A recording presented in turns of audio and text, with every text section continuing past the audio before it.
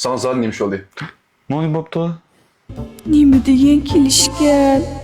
Agar bu akrasli meni akam bo'lib qolgan bo'lsa, naqadar yaxshi bo'ladi-ya. Ha, aslında akamken de set oldu ya. Set oldu. Sen bu kızıkken baksat. Neymiş ki nişanlının şükün çekmeyi kılsa, kara korktu etkin anı. Apa işin çekmeydi iş bulamdı. Ne çıktım çektim.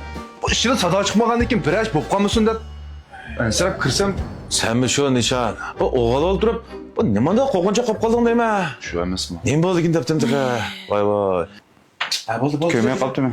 Uxlaydi tamam. Kulağlar oldu. Nem bo'ldi debdim ona. Nişan. Sana zaten neymiş oldu? Ne oluyor bapta? Apam bana bir hemen dedi. Bir gen senin apam bo'lgan muamilan odetki faqatla hoşuma qapti. Bu kanda değilse? Apam bir gen hem hoş olup hem meyran bo'lib, qo'llarim chang tutib yig'lab ketdi qara. Bilma, dunyoda ergi sababsiz bir ish bo'lmaydi. Seninki apamga tuyuqsizdan bunday yaxshi muomala qilishingda cho'qim bir planim bor deyman. Mayli, sening qandaqlan planing bo'lsa, apamga hergiz dushmaniy niyati bo'lmagan. Qandaq uchun bo'lsa, meni mendan al, bilamda. O kadar sen nimlendi lan sen ben düşünemeli kaldım va. Sen bilan asli burilgan bir paranlash qilmatdi. Bugun oxir bir fursat bo'libdi. Apam seni azali o'g'ilab baqmdi. Sana bo'lsa barliq mehrini ato qilish uchun tirishotdi. Lekin sen o'zingni yiroqqa qo'yib xolos.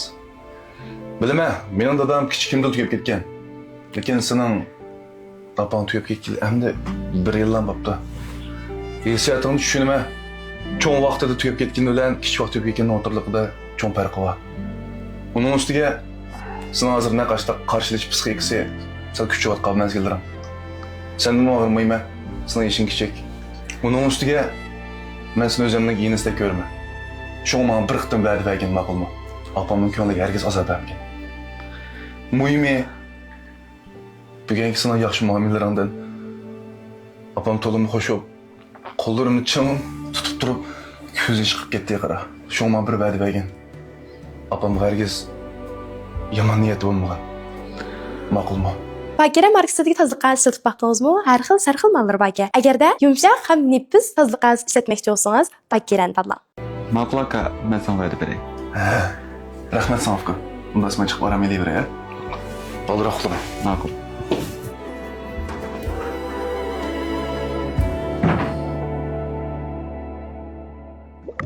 Bu nishon nima degan bag'ritash-a? Beka yaxshi bir ayolning ko'ngliga azor beribdi. Ati berib, uni toza bir tanqidlamaydigan bo'lsam,